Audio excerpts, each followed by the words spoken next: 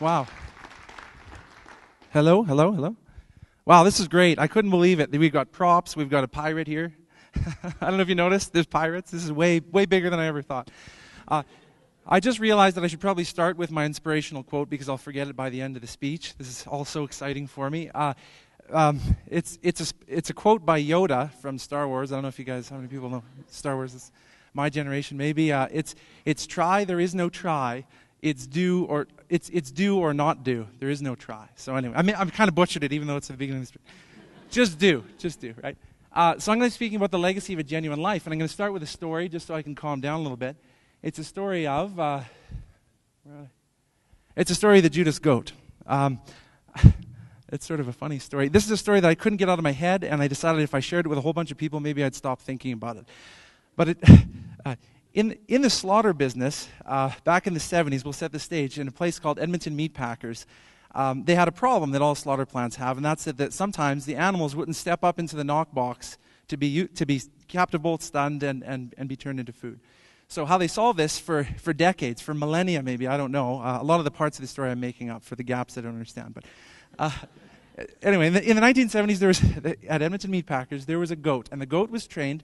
The goat had talent, and the goat was trainable, and the goat was intelligent, much like a lot of us, right, when we started out in university.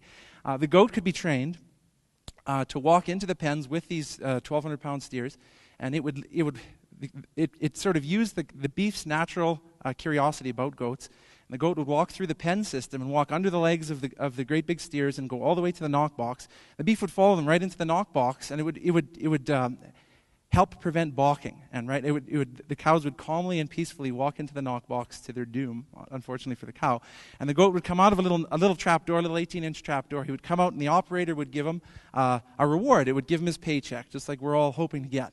I'll just switch. Well, and the paycheck wasn't money because goats don't have pockets, because goats don't have pants.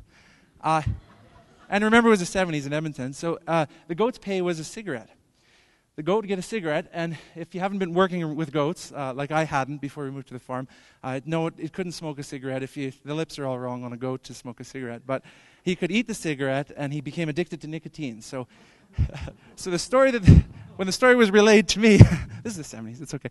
The story was relayed to me. This is a goat on our farm, actually. He didn't have a cigarette addiction, but the meat inspector relayed the story to me that sometimes, long after people had gone home, if the operator had forgotten to put the Judas goat away, the Judas goat would run through the pen system without any beef in it, and he'd come out his little trap door and go, meh, looking for the operator to get his cigarette. So he'd just keep doing that till midnight. And it reminded me of my experience as an accountant. So that's the lead in, anyway. Except I didn't smoke. Yeah. So I started out a lot like everybody in the room, right? I went to high school in Edmonton. I got good marks. I got good grades. I wanted to get out of get out of the lot in life and sort of the lower middle class north side Edmonton that I was born into. So that the ticket was get good grades, get a good job, go to university and get a good job. So I did that whole path. So there's me with my mom, and I have a voice from my mom. She's, get a good job, for God's sake, just get a good job. So I went to university twice. Once wasn't enough for my mother. I went once to science, then I went and did an after degree in commerce, and I graduated with an accounting degree, and came to work in the center of the universe, the capital of Saskatchewan, Calgary, Alberta. It's the capital of Saskatchewan, I don't know if you know, because there are more people from Saskatchewan living in Calgary than people living in Saskatchewan. That was the big joke. I don't know if that's true either. But yeah.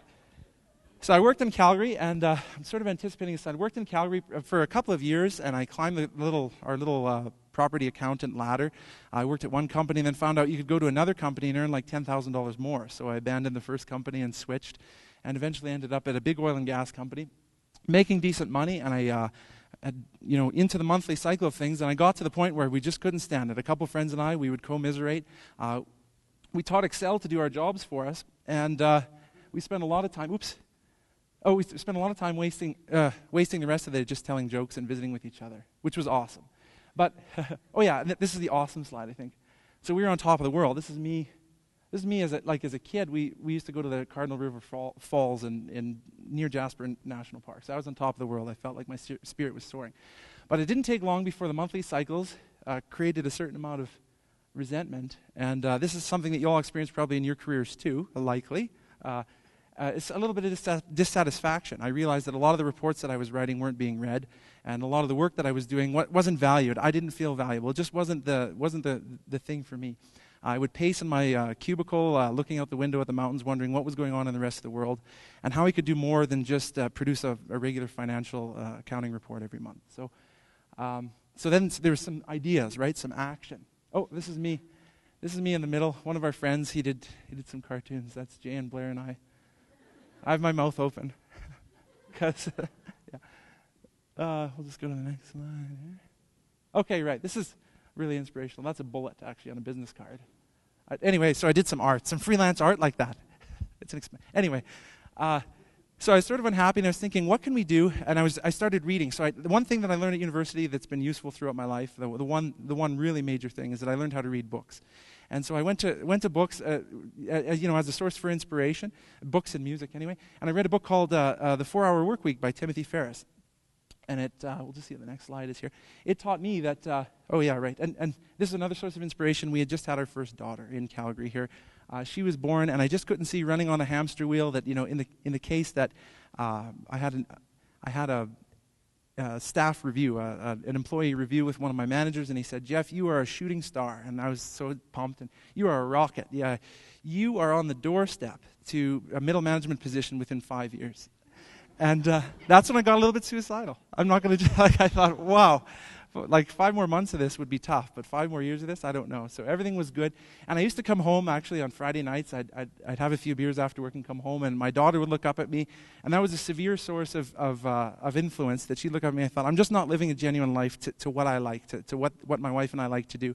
And I couldn't see putting in enough time for sort of a dice roll or a statistically improbable event that I would have the Palace Mansion in Mount Pleasant or Mount Royal in Calgary and be driving the Lamborghini to work every day. It didn't look too likely. So we kind of took our fate into our own hands, and I said, screw it, let's retire. We were both 26 years old, and I said, Heather, I have a plan. I have all this financial background. I think that we can retire. We were 26 at the time. And she was always supportive, right? Like to this day, very supportive of all the mistakes that I cause us to make.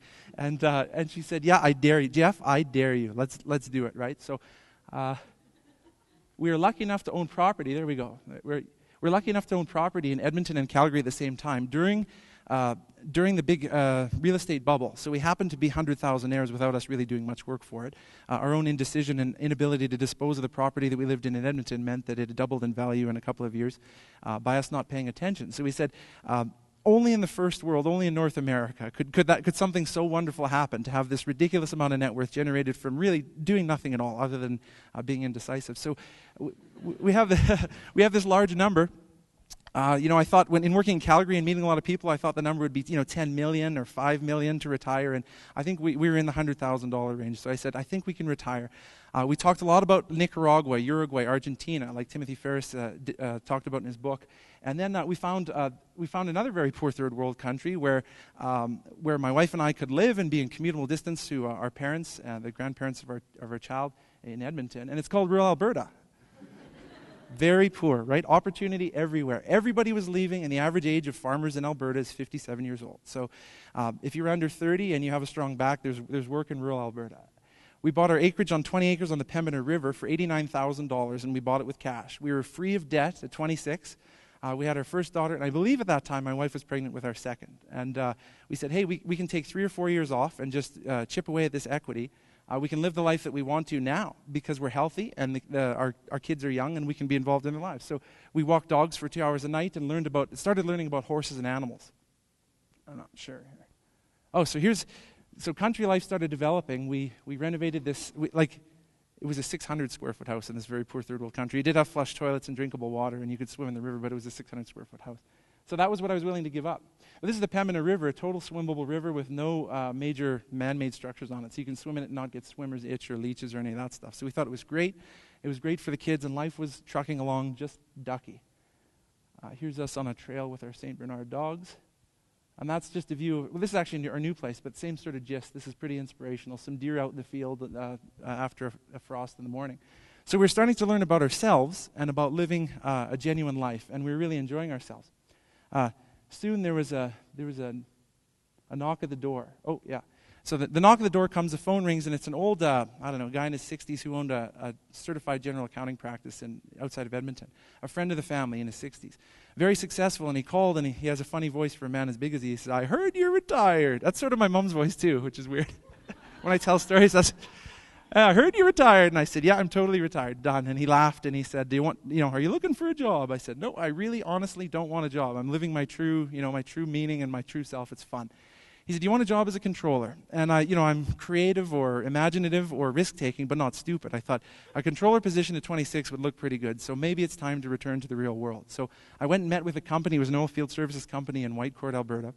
And the owners were told, of course, Peter played along with the owners. He said, "I have a friend," the company was growing, and he said, "I have a friend that may come out of retirement. He may be interested in working for your firm." So when I walked through the door, these people's eyes just, their jaws hit the floor. They said, "Is this," like he introduced me as his friend, his retired friend, and so they had to have me right away. It worked perfectly, and I got a job that paid more than almost double what I was earning in Calgary in the center of the universe, trying to make these huge mortgage payments. And here I was earning almost double. So my time at that company was crazy. It was 2 years, oil field services. We moved rigs, and I don't know. My wife put together this graph. She doesn't use Excel or PowerPoint very much, but annual sales, I bugged her about that, and she slapped me. Annual sales in 2005, I think we were around $2 million, and in the course of 2 years, the company's total gross sales was around $24 million. So it was a steep growth curve, and by saying yes and taking action and doing what I knew was right for the long-term growth of the family, being a lifelong learner, I learned how to manage the money, manage to watch the growth of a company like this as a controller at 26. So that was really good. Oops. We dabbled, all along the same time. We're having more kids. We ended up with 4, and my wife and I debated when the kids were actually coming. We have a total of 4 little girls under 8. But during this time, after 2 years at the rig moving company, I moved to the pulp plant. There was a good-looking opportunity to work. This is a $100 million-ish type of business, and they're looking for an operational accountant. So I worked there and learned the pulp business for a couple of years. So at the same time, in my own life, working a regular desk job, the pulp mill was something more of regular hours, 9 to 5 type job. We started growing our family in food. We'd bought a quarter section that was closer to Whitecourt, and we started growing our own food. So I'll just go through a couple slides. There's the 4 little girls, inspirations. This is my wife's garden, and there's a little baby calf being born. Our pastured chickens, Joel Salatin style, and our pastured pigs. And then I started participating with a group in the small town close to us called Sangudo Economic Development. This was just a group of diehard volunteers that wanted to do something with a small town and prevent its disintegration. The town had been downgraded from a town to a hamlet, and we really wanted to get some things going in Sangudo Economic Development. And then a neighbor lady asked me, she said, "You have finance experience. We don't have finance experience on our team. Let's see what we can do." So as a think tank of really and joining this community of people who cared, we built the Sangudo Economic Development. There's the entrance to the town. We built an investment co-op. After success with building playgrounds and some horseshoe pits and things like that, we talked about other projects that we were all interested in. We knew the town needed. So we wanted to build something that was long-term and could work as a development sort of a development systems for more than one project inside the community. So we founded the Sangudo Opportunity Development Cooperative, which was microfinance in our very poor third world country. We were modeling it after the things that were going on in India and Pakistan, Bangladesh, right? So banks didn't want to lend in rural Alberta because the risk is too high, conventional Canadian banks, or the amounts were too low. So by ranchers, essentially ranchers and community members throwing money in a pot, Sangudo Custom Meat Packers, that's me as well, I was able to access financing through the investment cooperative and buy the meat shop in Sangudo with a partner, Kevin Meier. Kevin's on the left there. He doesn't always dress like that, but sometimes. We met at a party. He was a plumber, also disenfranchised, hated his jobs, but his job. But he had a meat cutting ticket from when he was a kid, and I told him that I'm an accountant and I cure bacon in my underpants in the backyard sometimes. So it was a natural fit. So there's the meat packers. So we've been doing that for 20 months. Financial gains, I guess, are what we're paying back to the Sangudo Opportunity Development Cooperative is 13% annualized, right, return on investment, in a financing arrangement that sees our growth pay them more, the more we grow. All of the ranchers, the 22 people that stepped up and put money into the pot, our patrons, and they recommend our business. So that was really powerful, and it sent some ripples out into the community of rural community adaptation, etc., and resulted in let's pay it forward and unleash local capital in Alberta, and then sort of spawn this idea into other rural areas. So now I'm really working under my own steam and not feeling like I'm held back by anything. And I'm having a conversation with a friend, a business developer called Paul Sabai. I said, when I worked at the power plant in Whitecourt, I guess that was after the pulp mill, we didn't have a picture of that, but I learned an awful lot about power. And I don't know about you, but every time I get my retail power bill, I feel like I'm getting hosed. It just doesn't seem fair. And Paul agreed. He had lots of experience in cooperative building and business development. And I said, let's take this cooperative idea and let's do it again. Let's build a power cooperative, retail power billing agent that's 100% member owned. Let's incent green energy in the province the way that we know that it can be. The mill that I worked at, or the power plant that I worked at, was generating green power, and no one had ever heard about it. I had friends from university that were paying extra to Bullfrog, and this was power. Like, it was not non-Alberta owned, and it was a corporation. And I said, that's just wrong. Like, there was just something about it that just felt wrong. So I said, let's let members own and let members decide. And so far it's been great success. With few stumbling blocks, the ones that do seem to pop up, we end up smashing through them just with sheer willpower. The group that formed around this. So I didn't mean this to be a gratuitous ad or anything, but it was powerful. And now we're looking at other things. So embracing the future, we're talking about your cell phone service or anything that really makes you mad. Sometimes you need to have to take that negative energy, the dissatisfaction with your job or dissatisfaction with your cell phone bill or your power water bill or whatever, and use that as incentive to embrace the future and make a change. And this is what happens. I mean, there's rewards beyond money. There's no Lamborghini. And it's time for everyone to live your genuine life and maybe follow Yoda's quotes. Thank you.